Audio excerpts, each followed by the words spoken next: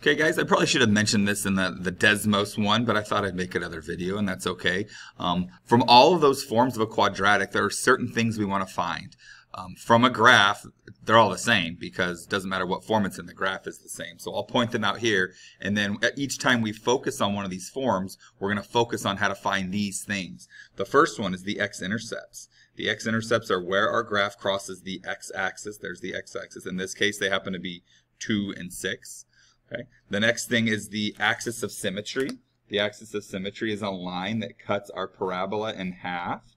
Goes right through. In this case, it happens to be x equals 4.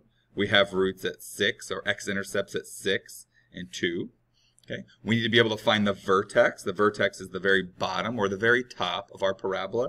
In this case, it's happens to be 4 comma negative 4. We go over 4, down 4. That's h and k, just like it was for absolute value. And then the last thing is the y-intercept. The y-intercept is the point where it crosses the y-axis. It happens to be 12 in this instance. So no matter what form we're in, we have to be able to find these things and use these things based on the context of the problem, or if it's just a straight up, here's a parabola, find the vertex sort of issue. Okay, we'll start by finding the axis of symmetry there on the next slide. I'll have the definition and some key things for you.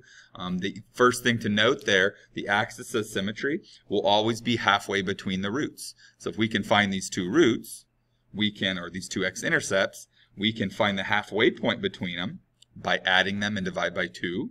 6 plus 2, 8. Half of 8, 4. That will give us the axis of symmetry every time.